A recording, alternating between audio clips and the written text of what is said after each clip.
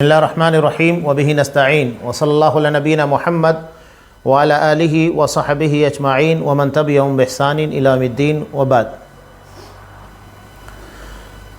وعن ابی ہریرہ رضی اللہ تعالی عنہ ان رسول اللہ صلی اللہ علیہ وسلم قال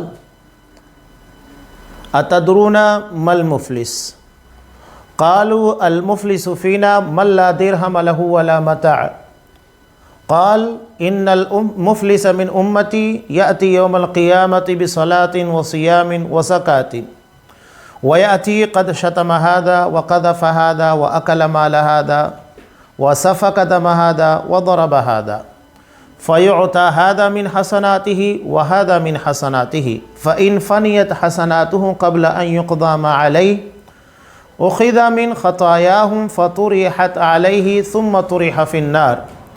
رواہ مسلم فی کتاب البر والصلۃ والادب۔ تمام قسم کی تعریفات اللہ رب العالمین وحدہ لا شریک له لائق و زیبا ہے، جو ساری کائنات کا تنہا خالق و مالک ہے، اور بے شمار درود و سلام ہو اللہ کے آخری نبی جناب کریم محمد رسول اللہ صلی اللہ علیہ وسلم کی ذات مقدسہ پر۔ محترم سامعین، میں نے آپ لوگوں کے سامنے مسلم کی ایک روایت کو پیش کیا ہے۔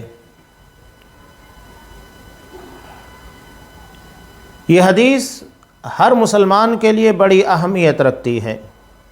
اس حدیث میں حقوق العباد کی چند خطاؤں کی جانب اشارہ کیا گیا ہے جو بنیادی طور کے پر انسان سے سرزد ہوتی ہے۔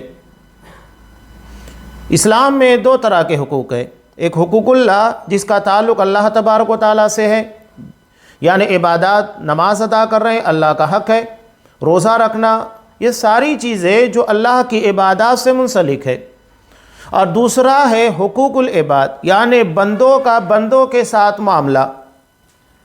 اللہ تبارک و تعالیٰ نے اپنے حق کے تعلق سے صاف کہا ان اللہ لا یغفر ان یشرک بہ ویغفر ما دون ذلک لمن یشاء۔ اللہ اگر اس کے ساتھ شرک کیا گیا ہے اس کو معاف نہیں کرے گا، لیکن اس کے علاوہ جو بھی گناہ ہے اگر اللہ چاہے تو معاف کر دے گا۔ تو یہ اللہ نے اپنے تعلق سے ہونے والی خطا اور گناہ کے تعلق سے کہا، شرک کے علاوہ ہے معاف کر دے گا۔ بلکہ ترمذی کی روایت میں ہے، اللہ تبارک و تعالیٰ خود ارشاد فرماتا ہے، حدیث قدسی ہے، وہ کہتا ہے یا ابن آدم انک لو اتیتنی بقراب الارض خطایا ثم لقیتنی لا تشرک بی شیئا لاتیتک بقرابها مغفرہ۔ آدم کی اولاد، اگر تو زمین بھر کر خطا لے کر آئے، اس حالت میں مجھ سے ملاقات کرے کہ تو نے میرے ساتھ شرک نہیں کیا ہے، تو میں اتنی ہی مغفرت کے ساتھ اس سے ملاقات کروں گا۔ تو یہ اللہ تبارک و تعالیٰ کا معاملہ ہے۔ بلکہ اللہ اگر چاہے تو گناہوں کو نیکیوں میں تبدیل کر دے۔ نسائی کی روایت میں ہے، اللہ قیامت کے دن اپنے بندوں میں سے ایک بندے کو منتخب کرے گا، سلیکشن کرے گا، اسے اپنے قریب بلائے گا، قریب بلانے کے بعد اس کے گناہوں کا تذکرہ کرے گا۔ چند گناہ ہوں گے جس کا تذکرہ اللہ کرے گا اور کہے گا دیکھ میں نے دنیا میں تیرے اس گناہ کے پر پردہ ڈالے رکھا، اور آج بھی میں اس گناہ کے پر پردہ ڈالے ہوئے ہوں، میرے علاوہ کسی کو پتہ نہیں ہے کہ تو نے یہ کام کیا تھا۔ جہاں میں نے تیرے اس گناہ کو بخش دیا، بلکہ بخش نہیں دیا بلکہ اس گناہ کو نیکی میں تبدیل کر دیا۔ بندہ جب دیکھے گا کہ اللہ میرے گناہوں کو نیکیوں میں تبدیل کر رہا ہے، تب وہ اپنے مزید گناہوں کا تذکرہ کرے گا، یہاں تک کہ اللہ ہنس پڑے گا اور اس کے بعد کہے گا جا میں نے تیرے سارے گناہوں کو نیکیوں کے اندر تبدیل کیا اور اس کے بعد تجھ کو جنت میں داخل کیا۔ تو یہ اللہ کا معاملہ ہے۔ لیکن حقوق العباد یعنی بندوں کا بندوں کے ساتھ جو معاملہ ہے وہ بڑا سخت ہوگا۔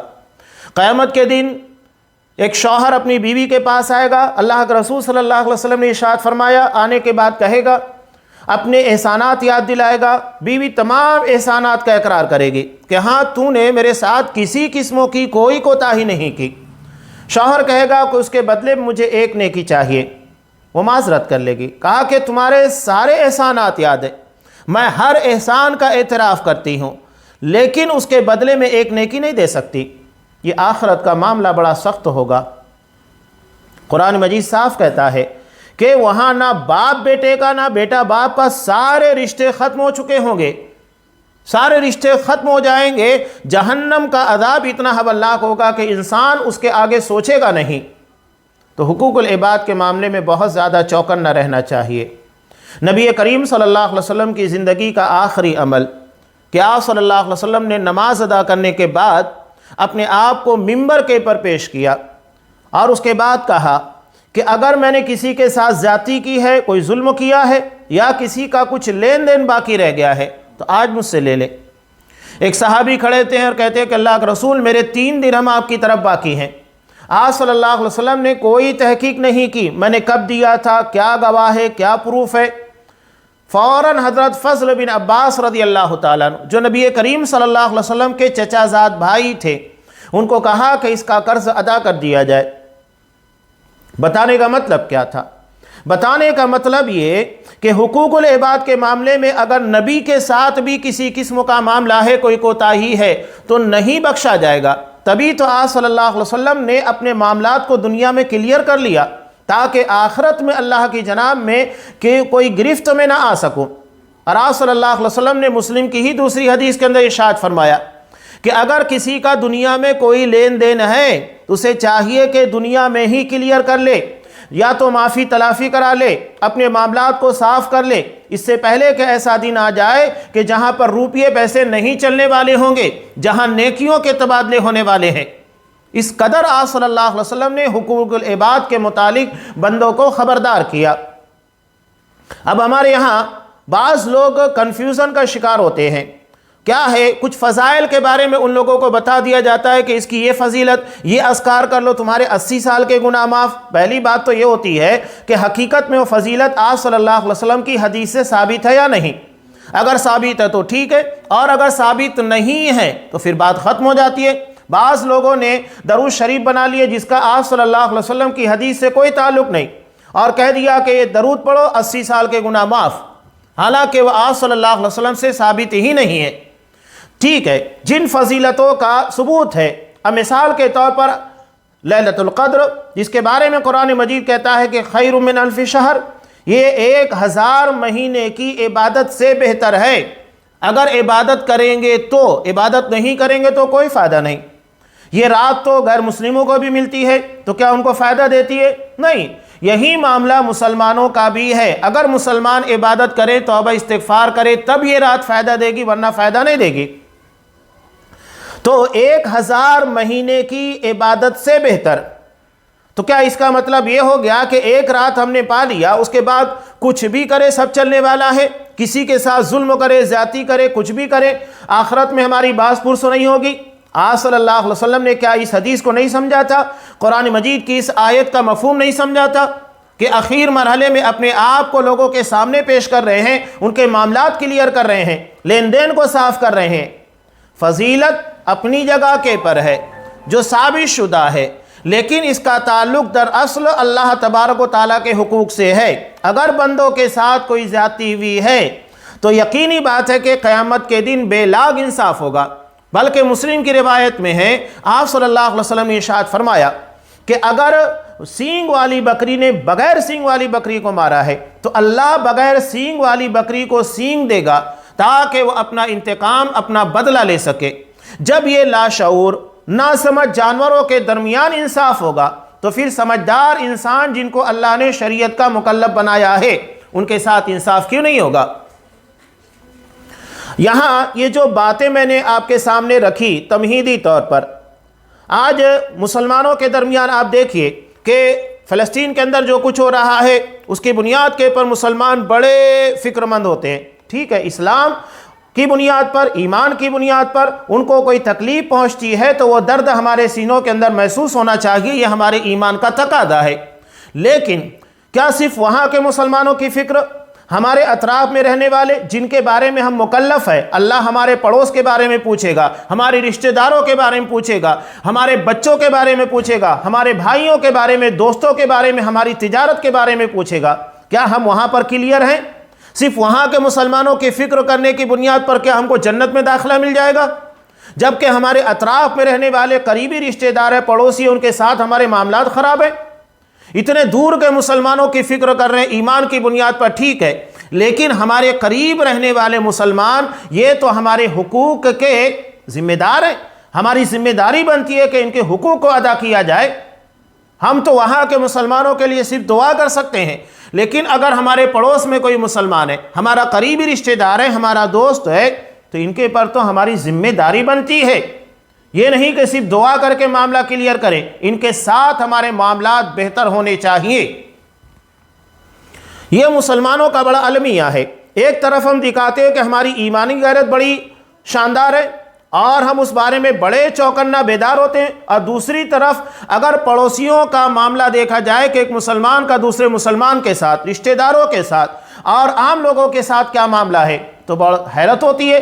وہاں ہم ظلم کرتے ہیں، زیادتیاں کرتے ہیں، وہاں ہونے والے ظلموں کے خلاف آواز اٹھا رہے ہیں، لیکن ہمارے اپنے درمیان جو ظلم اور زیادتیاں ہم کر رہے ہیں اس کے بارے میں کیا جواب دیں گے؟ بھائی بھائی کے پر ظلم کر رہا ہے، حقوق کے معاملے میں اس کے جو ترکے ہوتے ہیں، واجبات ہوتے ہیں، میراث کے مسائل میں زیادتیاں آپ کو ملے گی، شوہر اپنی بیوی کے پر، بیوی اپنے شوہر کے تعلق سے، تو یہ تو اللہ ہم سے سوال کرے گا نا، یہ تھوڑی کچھ بخشا جانے والا ہے۔ تو ہمیں اس بارے میں زیادہ چوکنا رہنا ہے جس کے بارے میں اللہ ہم سے سوال کرے گا۔ کلکم راعٍ وکلکم مسئول عن رعیتہ، ہم میں کا ہر شخص ذمہ دار ہے۔ اللہ نے اگر باپ بنایا ہے تو اولاد کے تئیں ذمہ دار ہے، شوہر ہے تو بیوی کے تئیں ذمہ دار ہیں، اگر ہم پڑوسی ہیں تو ہمارے پڑوس میں رہنے والوں کے تعلق سے ہم ذمہ دار ہیں، اگر ہم رشتہ دار ہیں تو عام رشتہ داروں کے بارے میں ہماری ذمہ داری بنتی ہے۔ ہم ان ساری ذمہ داریوں کو کتنا نبھاتے ہیں، ہمیں اس کے بارے میں سوال ہوگا، اس کا جواب دینا ہوگا۔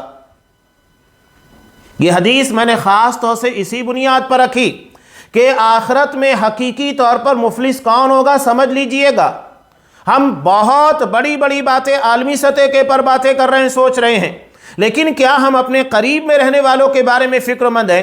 جہاں ہماری ذمہ داری بنتی ہے، ہمارے فرض اور واجبات بنتے ہیں، کہاں ہم کتنے حقوق کو ادا کر رہے ہیں؟ آئیے وہ حدیث جو آپ صلی اللہ علیہ وسلم نے بیان کی، یہاں ہم اللہ تبارک و تعالیٰ سے دعا کرتے ہیں جیسا کہ سورہ آل عمران کے اخیر میں ہے۔ یہ اہل ایمان کی دعاؤں میں سے ایک اہم دعا ہے، وَلَا تُخْزِنَا يَوْمَ الْقِيَامَةِ۔ اللہ سے بہت ساری دعاؤں کے ساتھ ایک دعا یہ بھی کی جاتی ہے، اللہ ہمیں آخرت کی رسوائی سے محفوظ رکھنا۔ آخرت کی رسوائی، انسان دنیا میں بڑا باعزت سمجھا جا رہا ہے، بہت عبادت، متقی، پارسا سارے لوگوں کے سامنے ہے، اس کا تقوی، اس کی عبادت، لیکن آخرت میں جانے کے بعد اگر وہ رسوا ہو گیا، یہ عبادتیں اس کے کام نہیں آ پائی، اس کو جہنم سے نجات نہیں دلا پائی، تو کیا فائدہ ایسی تقوی اور پارسائی کا؟ حقیقت میں تقوی ہے ہی نہیں۔ تقوی کا مطلب گناہوں سے بچنے کا مادہ پیدا ہونا چاہیے۔ اگر ہم اللہ کے حقوق کے معاملے میں ٹھیک ہے چوکنا ہیں، لیکن حقوق العباد کے اندر کوتاہی برت رہے ہیں، اس کا مطلب یہ ہے کہ متقی ہیں ہی نہیں۔ نبی کریم صلی اللہ علیہ وسلم نے ایک ترمذی کی روایت جہاں پر 5 اہم چیزوں کا تذکرہ کیا، سب سے پہلے نمبر کے پر آپ نے کس چیز کا تذکرہ کیا؟ کہا اتق المحارم تکن اعبد الناس، اللہ کی حرام کردہ چیزوں سے بچ جا، سب سے بڑا متقی بن جائے گا۔ یعنی جب تک اللہ کی حرام کردہ چیزوں سے ہم نہیں بچتے ہیں، متقی بن ہی نہیں سکتے۔ متقی کا مطلب ہوتا ہے بچنے والا، گناہوں سے، لوگوں کے ساتھ ظلم و زیادتی کرنے سے بچنے والا۔ اگر یہ ساری چیزیں نہیں ہیں تو ہم متقی نہیں ہیں۔ اور سب سے پہلے نمبر کے بعد شرک آتا ہے، سب سے بڑا گناہ وہی ہے، اس کے بعد دیگر گناہ آتے ہیں۔ تو اگر ہم ان گناہوں سے نہیں بچ رہے ہیں تو متقی کہاں ہیں؟ نہیں ہے متقی۔ اللہ کی حرام کردہ چیزوں سے بچنا یہ سب سے بڑے عبادت گزار کے مقام تک لے کر جاتا ہے۔ تو عبادت کرنا ہی صرف آدمی کو عابد نہیں بناتا، بلکہ گناہوں سے، حرام کردہ چیزوں سے بچنا ہی اصل عبادت ہے کہ اللہ نے جن حرام چیزوں سے منع کیا اس سے باز آ جاؤ، یہ بھی عبادت ہے، یہ بھی بندگی ہے۔ وہ حدیث دیکھیے جو آپ صلی اللہ علیہ وسلم نے آخرت کے تعلق سے بیان کی۔ حضرت ابو ہریرہ رضی اللہ تعالیٰ عنہ ارشاد فرماتے ہیں، آپ صلی اللہ علیہ وسلم نے سوال کیا، ڈائریکٹ حدیث نہیں بیان کی، بلکہ لوگوں کے ذہن و دماغ کو چوکنا کیا تاکہ جو بات کہی جا رہی ہے اس کے بارے میں انسان فکر مند ہو۔ سوال کیا تھا اتدرون ما المفلس، کیا تمہیں پتا ہے کہ مفلس کسے کہتے ہیں؟ کنگال۔ یہاں غریب میں اور مفلس میں فرق ہوتا ہے۔ آپ صلی اللہ علیہ وسلم نے فقیر غریب کے بارے میں نہیں پوچھا، بلکہ مفلس کے بارے میں پوچھا۔ مفلس کہتے ہیں ایسا شخص جسے اللہ نے دنیا کی دولت عنایت کی، یعنی اس کے پاس بہت روپیے پیسے تھے، دولت تھی، لیکن اس نے اپنی ساری دولت کو اونے پونے دام، یعنی فضول کاموں میں یا ایسے کاروبار کے اندر لگا دیا جہاں اسے فائدہ ہوا نہیں بلکہ نقصان کے پر نقصان ہوا، اور اس کی جو جمع پوجی راس المال تھا سب ختم ہو گیا، کچھ بھی نہیں بچا، یعنی اپنی پوری دولت لٹا دی اور اس کے بعد وہ مفلس اور کنگال بن گیا، کچھ بھی نہیں بچا اس کے پاس۔ یہ کنگال ہوتا ہے۔ تو صحابہ سے آپ نے سوال کیا کہ جانتے ہو مفلس کون ہے؟ تو اصحاب کرام نے دنیاوی اعتبار سے بتایا، کہا المفلس فینا من لا درہم لہ ولا متاع، ہمارے درمیان مفلس کون ہوتا ہے؟ جس کے پاس روپیے پیسے نہ ہو، دینار و درہم نہ ہو، سب لٹا دیا ہو، ختم ہو چکا ہو، کچھ بھی اس کے پاس نہ ہو۔ آپ صلی اللہ علیہ وسلم نے آخرت کی طرف توجہ موڑتے ہوئے کہا، اس لیے کہ اصل چیز آخرت ہے، حقیقی چیز وہی ہے، وہیں پر ہمیشہ رہنا ہے۔ دنیا فانی ہے، ختم ہونے والی ہے، یہاں ہمیں ہمیشہ نہیں رہنا ہے۔ آپ صلی اللہ علیہ وسلم ہر موڑ کے پر دیکھیے آخرت کی طرف توجہ مبذول کرتے تھے، یہ نہیں کہ دنیا کی طرف، بلکہ دنیا سے آخرت کی طرف لوگوں کو لے جایا کرتے تھے۔ تب آپ صلی اللہ علیہ وسلم نے کہا المفلس ان المفلس من امتی، حقیقت میں میری امت کا مفلس کون ہوگا؟ یاتی یوم القیامہ، جو قیامت کے دن آنے والا ہوگا۔ قیامت کے دن کیا کیا لے کر آئے گا؟ بصلاۃ وصیام وزکوٰۃ، نماز کی نیکیاں لے کر آئے گا، روزوں کی نیکیاں لے کر آئے گا، زکوٰۃ کی نیکیاں لے کر آیا ہوگا۔ یہ تین نیکیاں یعنی بڑے بڑے ڈپارٹمنٹ، اس لیے کہ نماز روزانہ پڑھی جاتی ہے، رمضان کے روزوں کا اہتمام خاص طور سے ہوتا ہے، زکوٰۃ کا، یہ بڑی بڑی نیکیاں وہ لے کر قیامت کے دن آنے والا ہے۔ لیکن کیا ہوگا؟ وَيَأْتِي قَدْ شَتَمَ هَذَا، وہ اس حالت میں آئے گا کہ کسی کو گالی دیا ہوگا، وَقَذَفَ هَذَا، کسی کے پر بہتان تراشی کی ہوگی، وَأَكَلَ مَالَ هَذَا، کسی کا مال ناجائز طریقے پر کھایا ہوگا، وَسَفَكَ دَمَ هَذَا، کسی کا خون بہایا ہوگا، ناحق کسی کا مرڈر کیا ہوگا، وَضَرَبَ هَذَا، اور کسی کو ناحق مارا ہوگا، پٹائی کی ہوگی، یعنی سارے گناہ اس کے ساتھ ہوں گے۔ ایک طرف وہ نماز بھی پڑھ رہا ہے، روزہ بھی رکھ رہا ہے، زکوٰۃ بھی دے رہا ہے، اور دوسری طرف یہ سارے کانڈ بھی کر رہا ہے، گالیاں بھی بک رہا ہے، بہتان تراشی بھی کر رہا ہے، سب کر رہا ہے۔ اب جب قیامت کے دن وہ آئے گا تب آپ صلی اللہ علیہ وسلم نے کہا کہ یہ سارے مظلومین جو دنیا میں اپنے اوپر ہونے والے ظلم کا بدلہ نہیں لے پائے تھے، کسی کو گالی دی ہوگی، اس نے جواباً کچھ نہیں کہا، اس کا جواب نہیں دیا، احتراماً رک گیا، نہیں جواب دے پایا، بدلہ نہیں ملا، کسی کے پر بہتان تراشی کی ہوگی، اس نے اپنا انتقام نہیں لیا، کسی کا مال کھایا، وہ اپنا مال واپس نہیں لے پایا، کسی کے ساتھ ظلم و زیادتی کی، مارا پیٹا، وہ اپنا بدلہ نہیں لے پایا، اور کسی کا مرڈر کیا، وہ اپنا بدلہ نہیں لے پایا۔ یہ سارے مظلومین قطار لگا کر کھڑے ہوں گے، قطار لگا کر کھڑے ہوں گے، اللہ کے ہاں بے لاگ انصاف ہوگا۔ کیسے ہوگا؟ اللہ تعالیٰ اس کے نماز، روزے اور زکوٰۃ کی نیکیوں کو لے گا، اور جتنا ان مظلومین کے پر ظلم ہوا ہوگا اتنی نیکیاں ان مظلومین کے حوالے کر دے گا، یہ ان کے کھاتے میں ٹرانسفر ہو جائے گی۔ اب معاملہ یہ ہوگا کہ مظلومین باقی ہوں گے اور اس کے نماز، روزے اور زکوٰۃ کی نیکیاں ختم ہو چکی ہوگی۔ اللہ تو انصاف کرے گا۔ اب انصاف کرنے کے بعد کیا ہوگا کہ ان مظلومین کے پر جتنا ظلم ہوا اس کے بقدر ان کو جو سزا ملنی چاہیے تھی کسی گناہ کی، اس گناہ کی سزا کو اس آدمی کے پر ظلم کے بقدر لا دے گا، اور اس کے بعد نتیجہ یہ ہوگا کہ اس کو جہنم میں ڈال دیا جائے گا۔ یہ حدیث ہے جو آپ صلی اللہ علیہ وسلم نے بیان کی۔ یہ آخرت کا حقیقی مفلس ہوگا، یعنی جو دنیا کی نیکیاں لے جانے کے بعد بھی آخرت میں کنگال ہوگا، کچھ نہیں بچے گا، نہ نماز کام آئے پائے گی، نہ زکوٰۃ اور نہ روزہ۔ چلیے اس حدیث کے پر تھوڑا تفصیلی بات کرتے ہیں۔ سب سے پہلی چیز آخرت اور قیامت۔ اسلام میں تین چیزوں کو سب سے زیادہ اہمیت دی گئی، اور آپ صلی اللہ علیہ وسلم مکہ کی زندگی میں ان تین چیزوں کو سب سے زیادہ ہائی لائٹ کرتے تھے۔ توحید یعنی صرف اللہ تبارک و تعالیٰ کی عبادت کی جائے. اور دوسرا رسالت، آپ صلی اللہ علیہ وسلم کو رسول مانا جائے. رسول ماننے کا مطلب یہ کہ اپنی زندگی کے تمام تر معاملات کو نبی کریم صلی اللہ علیہ وسلم کے طریقے، آپ کی سنت کے مطابق ادا کیا جائے. ورنہ ایسا نہیں تھا کہ مشرکین مکہ نماز نہیں پڑھتے تھے، یا ایسا نہیں تھا کہ وہ روزہ نہیں رکھتے تھے، حج نہیں ادا کرتے تھے. قرآن مجید نے مشرکین مکہ کے تعلق سے نقل کیا کہ وہ حج بھی ادا کرتے تھے، عمرہ بھی کرتے تھے، نماز بھی پڑھتے تھے، لیکن اس کے بعد بھی رسول کی ضرورت کیوں پیش آئی؟ مسئلہ یہ تھا کہ وہ ساری چیزیں اپنے منمانی طریقے سے کر رہے تھے. جو اللہ تبارک و تعالیٰ نے رسول کے ذریعے سے بتایا اسے فالو نہیں کر رہے تھے. اگر نماز اپنی مرضی سے پڑھنا ہوتا، عبادت اپنی مرضی سے کرنا ہوتا، نیکیاں اپنی مرضی اپنے طریقے سے کرنا ہوتا تو رسول کی ضرورت کہاں تھی؟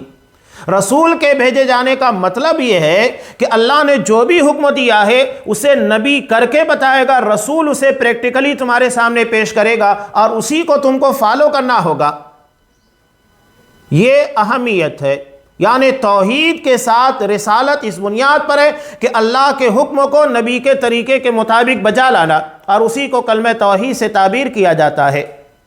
یہ لوگ، قرآن مجید کہتا ہے وَمَا كَانَ صَلَاتُهُمْ عِنْدَ الْبَيْتِ إِلَّا مُكَاءً وَتَصْدِيًا. ان لوگوں کی نماز کعبۃ اللہ کے پاس سیٹیاں بجانا، تالیاں بجانا تھی. اپنے طریقے اختیار کر لیے تھے. آج بھی آپ مسلمانوں میں دیکھیے کچھ گمراہ لوگ یہی کام کرتے ہیں، ہلڑ بازیاں کرنا اور سمجھتے ہیں کہ وہ عبادت ہے. قوالیوں کی محفلیں منعقد کرنا اور سمجھتے ہیں کہ یہ سماع کی محفلیں اور اس طرح جو مجلسیں منعقد کرتے ہیں یہ عبادت ہے. یہ عبادت نہیں ہے، بلکہ یہ صریح طور پر رسول کی مخالفت ہے. قرآن نے صاف کہا لَقَدْ كَانَ لَكُمْ فِي رَسُولِ اللَّهِ أُسْوَةٌ حَسَنَةٌ، کہ اللہ کے رسول کی زندگی تمہارے لیے سب سے بہترین نمونہ. اسی لیے آپ صلی اللہ علیہ وسلم نے نماز کے تعلق سے کہا صلوا کما رأیتمونی اصلی، نماز ویسے ہی پڑھو جس طرح مجھے پڑھتے ہوئے دیکھا. آپ صلی اللہ علیہ وسلم نے حج کے تعلق سے کہا خذوا عنی مناسککم، کہ حج کے طریقے اراکین مجھ سے سیکھو، میں تمہیں بتاؤں گا کس طریقے سے حج ادا کرنا ہے. یہ بہت اہمیت رکھتا ہے. اگر رسول کی اتباع اہمیت نہیں رکھتی تو اللہ تبارک و تعالیٰ قرآن مجید کو یوں ہی نازل کر دیتا، رسول کی ضرورت نہیں ہوتی. لیکن چونکہ رسول کی اہمیت ہے، طریقے کی اہمیت ہے، اس بنیاد کے پر اللہ تبارک و تعالیٰ نے رسول کو ہمارے لیے نمونہ بنا کر بھیجا. اور سب سے بہترین نمونہ اسوۃ حسنہ، سب سے بہترین نمونہ. قرآن مجید نے یہاں پر اسوہ حسنہ کہا، اس کا مطلب عربی زبان کے اعتبار سے اسے عام رکھا گیا ہے، یعنی زندگی کے تمام امور کے اندر. یہ نہیں کہ آپ صلی اللہ علیہ وسلم جس طرح نماز پڑھتے ہیں وہی ہمارے لیے نمونہ، جس طرح آپ عبادت کرتے ہیں وہی نمونہ، باقی عام معاملات زندگی نمونہ نہیں. ہمارے یہاں بڑا المیہ ہے کہ آپ دیکھیے شادی بیاہ کے موقع کے پر ہر علاقے کے اندر الگ الگ طور طریقے رسم و رواج بنا لیے گئے ہیں، الگ الگ چیزیں اختیار کر لی گئی ہیں. تو کیا آپ صلی اللہ علیہ وسلم کی سنت دنیا کے تمام مسلمانوں کے لیے کافی نہیں ہے؟ نکاح کو آسان کرنے کا حکم دیا گیا، یہ نہیں کہ اسے مشکل بنایا جائے، آسانیاں پیدا کی جائے تاکہ آسانی کے ساتھ انسان اپنی خواہشات نفس کی تکمیل کرے اور اس کے ذریعے جو آگے کے مراحل ہے آسانی کے ساتھ طے ہو سکیں. لیکن ہم نے اسے بڑا مشکل بنا دیا. کہنے کا مطلب یہ ہے کہ آپ صلی اللہ علیہ وسلم کو نمونہ پوری دنیا کے لیے بنا کر بھیجا گیا ہے. اس کے بعد اگر کوئی شخص اپنی مرضی چلاتا ہے تو دراصل آپ کے طریقے کے مقابلے میں کہتا ہے ہمارا خاندانی یا ہماری برادری کا نظام یا ہمارے علاقے کا سسٹم یہ ہمارے نزدیک زیادہ اہمیت رکھتا ہے، اللہ کے رسول صلی اللہ علیہ وسلم کی سنت نہیں. نعوذ باللہ. ہم کارڈ کے پر لکھتے ہیں کہ نکاح نبی کی سنت ہے. سنت کا مطلب طریقہ، جو طریقہ آپ صلی اللہ علیہ وسلم نے بتایا تو ہم اس طریقے کو فالو کیوں نہیں کرتے؟ اس کے سائن بورڈ کے نیچے ہم اپنے طور طریقے، اپنے برادری کے رسم و رواج، اپنے علاقے کی ریت رواج کو استعمال کرتے ہیں. کیا ہے یہ سب چیزیں؟ یہ ہر معاملے کے اندر آتا ہے. تو یہ توحید کے بعد رسالت، اور اس کے بعد تیسری اہم چیز ہے آخرت. اس لیے کہ توحید اور رسالت کے مطابق صحیح طور کے پر جو عمل ہوگا وہ خالص آخرت کے لیے، اللہ کی رضا کے لیے ہونا چاہیے، دنیا داری کے لیے نہیں. ہمارے یہاں بعض لوگ دیکھتے ہیں کہ کاروبار کے اندر اگر ترقی نہیں ہو رہی ہے یا دنیا کے اندر پریشانی مصیبت آ رہی ہے تو یہ لوگ کیا کرنے لگتے ہیں؟ نماز پڑھتے ہیں. اور نماز پڑھنے کے بعد اپنی تجارت کے احوال دیکھتے ہیں کہ نماز کا پروفٹ مل رہا ہے کہ نہیں مل رہا ہے. یعنی نماز اللہ کے لیے نہیں بلکہ دنیا کے مفاد کے لیے اور نفع کمانے کے لیے پڑھی جا رہی ہے. کیا فائدہ؟ آپ کا ٹارگیٹ، آپ کی نیت ہی صحیح نہیں ہے. قرآن صاف کیا کہتا ہے؟ قل ان صلاتی و نسکی و محیای و مماتی للہ رب العالمین. کہو میری نماز، میری قربانیاں، میرا جینا، میرا مرنا سب اللہ تبارک و تعالیٰ کے لیے ہے، خالص اللہ کی رضا کے لیے ہونا چاہیے. یہ بات صحیح ہے کہ عبادات، اللہ کی بندگی اپنا فائدہ لے کر آتی ہے، دنیا کے اندر ابھی اثرات چھوڑتی ہے اور آخرت میں تو یقینی طور کے پر اپنا اثر لے کر آئے گی. لیکن ہماری ترجیح کیا ہونا چاہیے؟ ہماری ترجیح اللہ کی رضا ہونی چاہیے. اس کے بعد جو چیزیں ہیں وہ سب ثانوی حیثیت رکھتی ہے. لیکن اگر ہم نے دوسری چیزوں کو اہمیت دی اور اللہ کی رضا کو ہم نے غیر اہم قرار دیا تو یہ عبادت کی روح ہی فنا ہو جائے گی، اس عبادت کا کوئی ثواب نہیں ہے. قربانی کے موقع پر بھی لوگ اصل چیز تقوی، جس کے بارے میں قرآن مجید کہتا ہے لن ینال اللہ لحومها ولا دماؤها، کہ تمہاری قربانی کے گوشت اور خون اللہ کو نہیں پہنچتے، ولکن ینال التقوی منکم، تمہارے دلوں کا تقوی اللہ تک پہنچتا ہے. تمہیں متقی بنانے کے لیے چیزیں رکھی گئی ہیں. تو ہم وہ ساری چیزوں کو چھوڑ کر کیا دیکھتے ہیں؟ ظاہری چیزوں کے پر، جانوروں کے پر توجہ دیتے ہیں. کتنا بڑا جانور لائیں گے تو لوگوں کے درمیان نام ہوگا، لوگوں کو لالا کر دکھاتے دیکھو یہ جانور میں نے خریدا ہے. جب تک لوگ اس کی تعریف نہیں کریں گے، ہاں بہت مہنگا ہے، بڑی قیمت لگائی ہے، بڑا جانور لے کر آئے، تب تک ہمارے دل کو تسلی نہیں ہوتی. اس کا مطلب یہ ہے کہ ہم اللہ کی رضا کے بجائے کوئی اور مقصد لے کر چل رہے ہیں. اخلاص ہونا چاہیے ہر چیز میں، اور یہی ہماری عبادات اور ہر عمل کی روح ہے. اگر اس میں اخلاص نہیں ہے تو عمل بے فائدہ ہے. تو یہ تین چیزوں کو سب سے زیادہ اہمیت دی گئی: توحید، رسالت، آخرت. آپ صلی اللہ علیہ وسلم نے یہاں پر آخرت یعنی قیامت کا تذکرہ کیا. اور قیامت، اس کی آسان تعریف کیا آپ کو پتہ ہے؟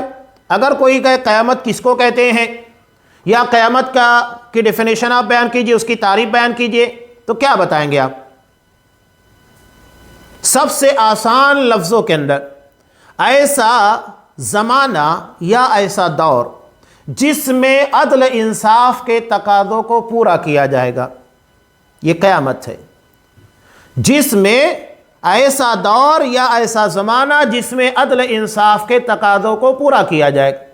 دنیا کے اندر عدل انصاف کے تقاضے پورے نہیں ہوتے ہیں. کہیں گواہیاں چھپا لی جاتی ہیں، کہیں پر پریشر ڈال کے احکامات کو، فیصلوں کو تبدیل کر دیا جاتا ہے. یہ تو ہم دنیا کے اندر دیکھ رہے ہیں. عدالتوں کے اندر کیا کچھ نہیں ہوتا ہے.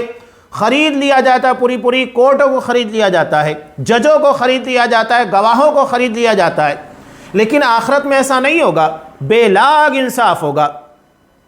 بلکہ انسان دنیا میں جس طرح اپنی چرب زبانی، غلط بیانی، جھوٹ کی بنیاد کے پر بہت سارے فیصلے جو اس کے حق میں نہیں ہونا چاہیے منوا لیتا تھا، آخرت میں ایسا نہیں ہوگا. بلکہ وہ آخرت میں بھی کوشش کرے گا، جھوٹ بولنے کی کوشش کرے گا.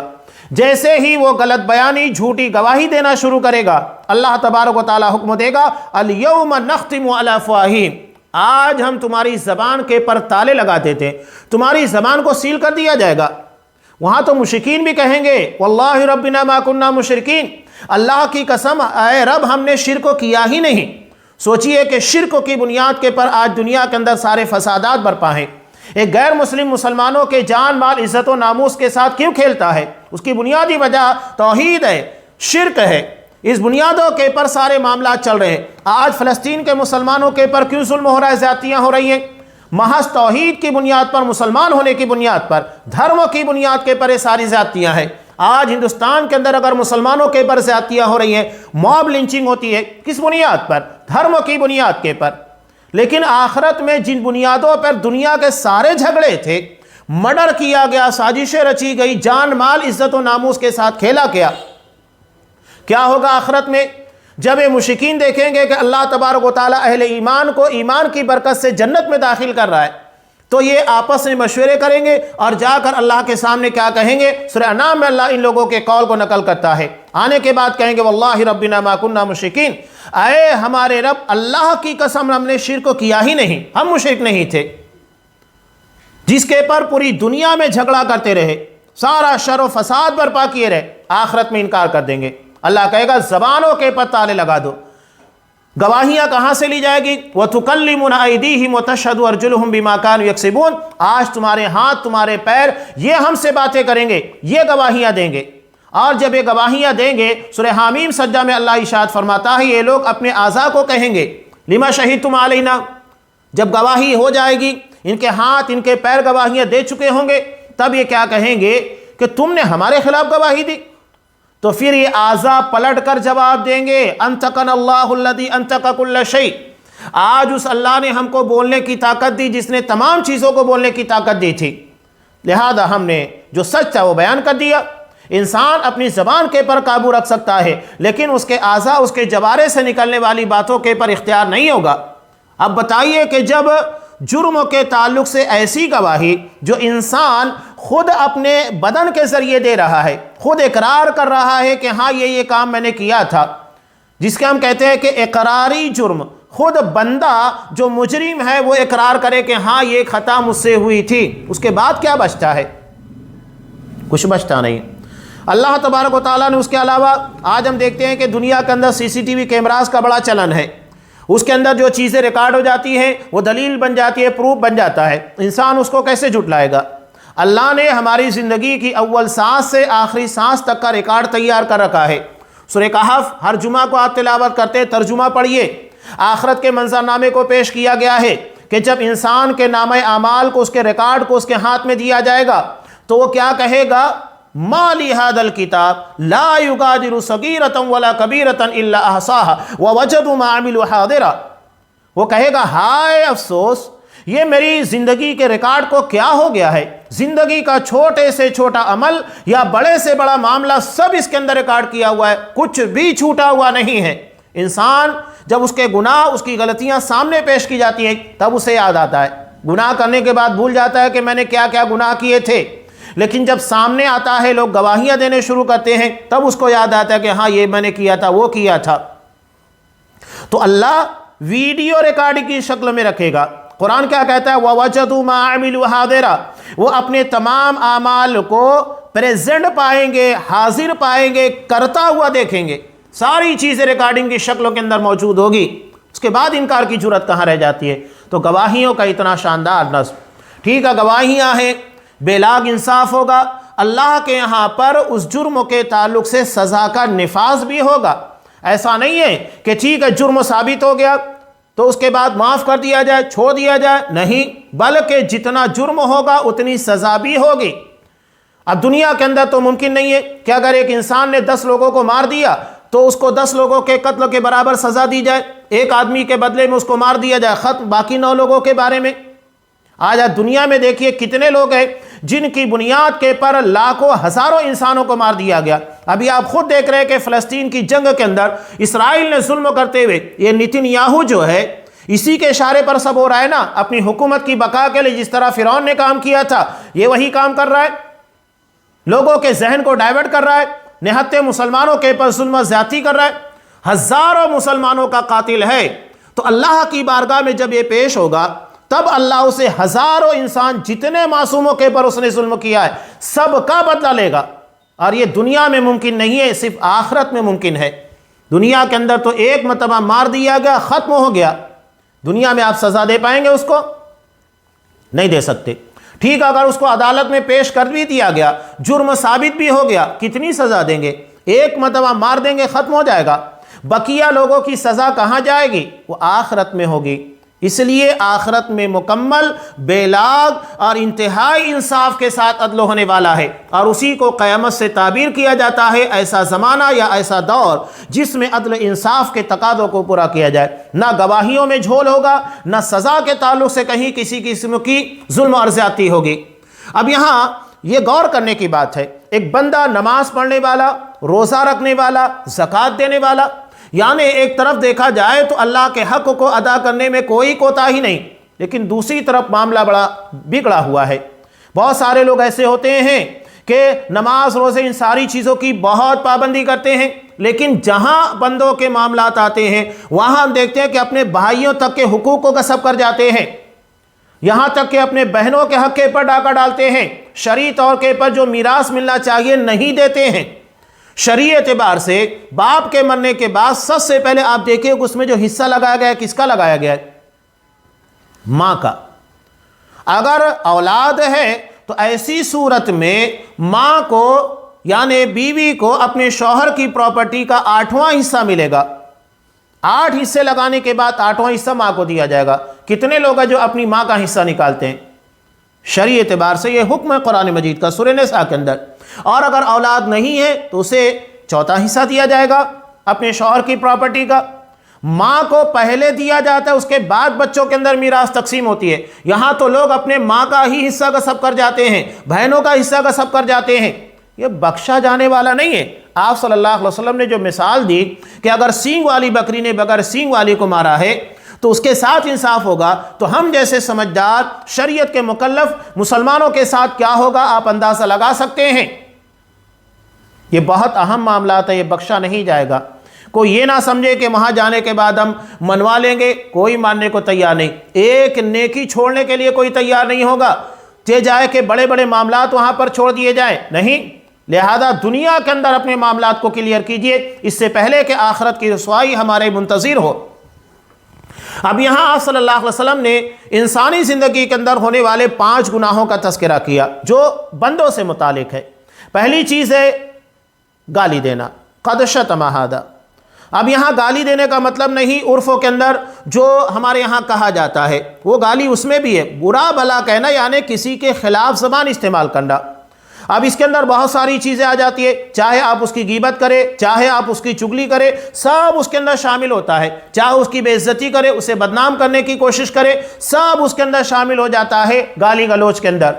اب یہاں المیہ ہمارے لیے یہ ہے کہ گالیاں خاص طور سے ماں اور بہن کے نام پر ہی دی جاتی ہے۔ کبھی آپ نے کسی کو دیکھا ہے کہ اس کے باپ کے نام پر گالی دی گئی ہو، اس کے بھائی کے نام پر گالی دی گئی ہو؟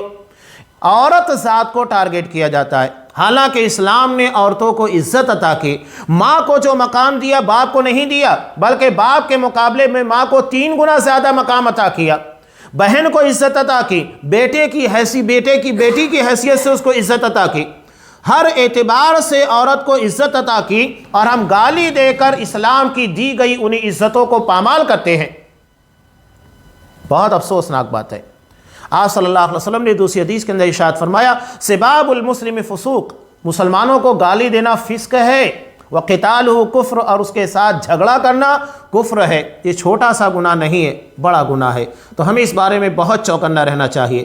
اس کے بعد آپ صلی اللہ علیہ وسلم نے خاص طور سے تذکرہ کیا الزامات کا، بہتان تراشی کا، قذف۔ قذف کا مطلب ہوتا ہے پھینک کر کنکری مارنا۔ تو ایسے ہی کسی انسان کو اپنے جملوں سے، اپنے الزامات سے پریشان کرنا، اس کی عزت کے پر حملہ کرنا، یعنی جو چیز اس نے نہیں کی ہے بغیر کسی پروف کے، سنی سنائی باتوں کی بنیاد کے پر الزامات لگانا، چاہے زناکاری بدکاری کا الزام لگا دیا گیا ہو۔ اسلام نے عزت نفس کو بہت اہمیت دی ہے، چاہے وہ زناکاری بدکاری ہو، مالی گبن کے معاملات ہوتے ہوں، یا جو کام اس نے نہیں کیا اس کی طرف منسوب کر دینا ہو، کچھ بھی ہو جو اس نے کیا نہیں، اسلام نے ان ساری چیزوں کے بارے میں بہت زیادہ پرائیویسی اور سیکورٹی دی ہے۔ یہاں تک کہ زنا کے معاملے میں 4 گواہوں کا، اور اگر اس میں 3 ہیں سچے ہیں تو قرآن کہتا ہے کہ وہ جھوٹے ہیں۔ اس قدر اہمیت رکھی گئی عزت نفس کو، اسلام نے جتنی اہمیت دی کسی اور مذہب کے اندر آپ کو یہ چیز نہیں ملے گی۔ اور یہاں لوگ اسی چیز کو سب سے زیادہ آسان سمجھتے ہیں۔ لوگ سمجھتے ہیں کہ کسی کی چوری چھپے ویڈیو بنا لو، کوئی وائس ریکارڈ کر لو، اسے وائرل کر دو۔ یہ اسلام میں اس کی کوئی اجازت نہیں ہے، کسی کی عزتوں کے ساتھ کھیلنا نہیں، اسلام اجازت دیتا ہی نہیں ہے۔ پہلی بات تو یہ کہ آپ کسی کی ٹوہ میں نہیں پڑ سکتے، قرآن صاف کہتا ہے وَلَا تَجَسَّسُوا، جاسوسی مت کرو، کون کیا کر رہا ہے نہیں کر رہا ہے اس کی ذاتی زندگی ہے۔ اور اگر بالفرض اچانک کوئی خطا آپ کے سامنے آ گئی تو آپ کی ذمہ داری کیا ہے؟ لوگوں میں وائرل نہیں، پھیلانا نہیں، بے عزتی نہیں، بلکہ اکیلے میں اس کی اصلاح کرنا ہے۔ مان لیتا ہے تو ٹھیک ہے، ورنہ زبان خاموش رکھو۔ اگر آپ نے حقیقت کو بھی بیان کیا، چگلی ہے، غیبت ہے، اور یہ عذاب کا سلسلہ قبروں سے ہی شروع ہو جاتا ہے۔ یہاں تک کہ اگر مسلمانوں کو عیوب کے پیچھے کوئی پڑتا ہے، ٹو میں رہتا ہے کون کیا کرتا ہے کیا نہیں کرتا ہے، میں اس کی چپے سے ویڈیو بنا لوں یا اس کی وائس ریکارڈنگ کر لوں، لوگوں کے درمیان وائرل کروں، یہاں کے شرعی اعتبار سے اگر ہم کال بھی کرتے ہیں اور جو کال ریکارڈنگ ہوتی ہے تو اس ریکارڈنگ کو جو کہ امانت ہوتی ہے کسی اور کو ہم نہیں سنا سکتے بلا اجازت، اس لیے کہ یہ آپ کی اور اس کے درمیان کی ذاتی نجی گفتگو ہے، اس کی اجازت کے بغیر آپ اس گفتگو کو عام نہیں کر سکتے۔ بعض لوگ کال ریکارڈنگ کرتے ہیں، بات چیت ہونے کے بعد وائرل کر دیتے ہیں اور لوگوں کے درمیان بدنام کرنے کی کوششیں کرتے ہیں، یا کسی کی چپکے سے ویڈیو بنائیں گے، اسے سوشل میڈیا پہ ڈال کر بدنام کرنے کی کوشش کریں گے۔ آپ صلی اللہ علیہ وسلم نے اس بارے میں بہت سخت تنبیہ کی۔ ابو داؤد کی روایت میں ہے، آپ صلی اللہ علیہ وسلم نے ارشاد فرمایا، یا معشر من اسلموا بلسانہم، مسلمانوں کی وہ جماعت جو زبانی طور پر مسلمان ہو، صرف تمہاری زبان مسلمانوں والی ہے، نام مسلمانوں والا ہے، کردار مومنوں والا نہیں ہے۔ لا تغتابوا المسلمین ولا تتبعوا عوراتہم، نہ مسلمانوں کی غیبتیں کرو، نہ ان کے عیوب کے پیچھے پڑو، نہ ان کی خطا غلطیوں کی تلاش میں لگے رہو، ٹوہ میں نہ لگو، جاسوسی نہ کرو۔ اگر تم میں کا کوئی شخص کسی مسلمان کے عیب کی تلاش میں لگے گا، ٹوہ میں لگے گا، جاسوسی کرے گا، اللہ اس کے عیب کے پیچھے پڑ جاتا ہے، اور اللہ جس کے پیچھے پڑ جائے اسے اس کے گھر میں ذلیل کرتا ہے۔ یہ بہت خطرناک وارننگ ہے آپ صلی اللہ علیہ وسلم کی، اور ایسا ہی ہوگا اگر کوئی کسی کی ٹوہ میں پڑتا ہے، اسے بدنام کرنے کی کوشش کرتا ہے۔ تو یہ قذف بہت خطرناک چیز ہے، یہ آخرت میں ہماری نیکیاں دوسروں کے پڑھنے میں ڈال دے گی۔ بہت سارے لوگ ایسے ہیں حقیقت میں وہ دوسروں کے لیے محنت کر رہے ہیں، یعنی اپنی محنت کی کمائی کسی اور کے کھاتے میں ڈال رہے ہیں۔ قیامت کے دن کتنا افسوسناک منظر ہوگا کہ ہم نے محنت کی ہے نماز روزے سے، جو بھی نیکیاں ہم نے کمائی، آخرت میں جانے کے بعد وہ کسی اور کے کھاتے میں ٹرانسفر ہو جائے، کسی اور کو مل جائے، کوئی اور اس کے پر مزہ مارے۔ ہم دنیا کے اندر اپنی محنت کی کمائی ہوئی دولت کو کسی کو یوں ہی نہیں دے دیتے ہیں کہ لے 1,50,000 رکھ لے مزہ مار، نہیں دیتے ہیں۔ تو آخرت میں نیکیاں جو ہمارا اصل سرمایہ ہے، یہ کسی اور کو ٹرانسفر کر دی جائے، دے دی جائے، تو یہ ہمارے لیے کتنا افسوسناک مقام ہوگا۔ آخرت کی سب سے بڑی ذلت و رسوائی، جو دنیا میں دوسروں کو ذلیل کر رہے ہیں وہ آخرت میں ذلیل ہونے والے ہیں۔ یہ مکافات عمل ہے۔ ہم آج دنیا میں کسی کو ذلیل کریں گے، کل اپنی ذلت اور رسوائی کے لیے تیار ہو جائیں۔ اس کے بعد کئی چیزیں اور اس کے اندر بیان کی گئی ہے۔ وَأَكَلَ مَالَ هَذَا، مال ناجائز طریقے پر کھانا، آپ تجارت کر رہے ہیں، بہت ساری چیزیں آتی ہیں۔ اپنے بہن بھائیوں کے حقوق کو غصب کر لینا، میراث پراپرٹی میں جو ملنا چاہیے ترکے کے طور پر وہ نہیں دینا، یہ تو عمومی چیز ہے۔ جتنا حق نکلنا چاہیے نہیں دینا، بلکہ اپنے طرف کھینچ لینا۔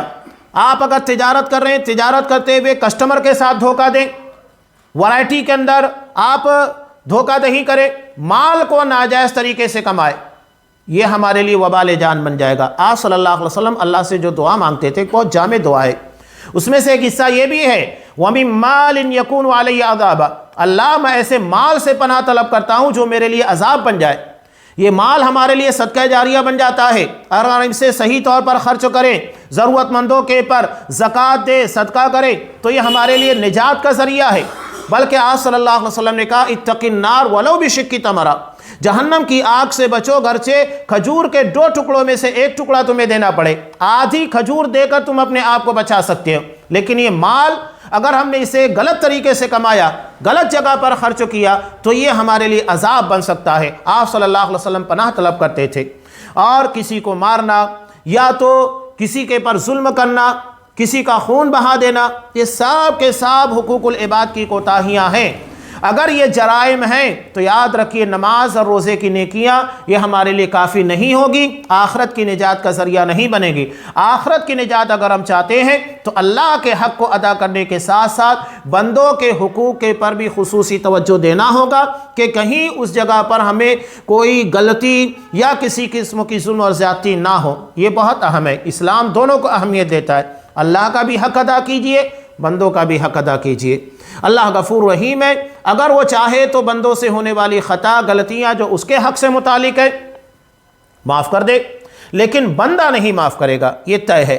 وہاں باپ بیٹے کا، بیٹا باپ کا نہیں ہوگا، یہ بالکل طے بات ہے، قرآن مجید نے صاف بیان کر دیا۔ لہذا اپنے معاملات کو دنیا کے اندر ہی کلیئر کر لینا چاہیے۔ اللہ تبارک و تعالیٰ سے دعا ہے کہ اللہ ہمیں اس کے حقوق کو صحیح طور پر ادا کرنے کے ساتھ ساتھ حقوق العباد کی جو ذمہ داریاں، جو فرائض ہوتے ہیں، وہ صحیح طور پر ادا کرنے کی توفیق دے، اور اگر اس میں کوئی کوتاہی ہے تو اللہ اسے دنیا میں ہی معافی تلافی کے ذریعے، یا جو ہم نے کچھ لیا ہے اس کی ادائیگی کے ذریعے معاملات کو دنیا میں ہی صاف کر لینے کی توفیق دے اور ہمیں آخرت کی رسوائی سے محفوظ رکھے۔ آمین۔ وآخر دعوانا ان الحمد للہ رب العالمین۔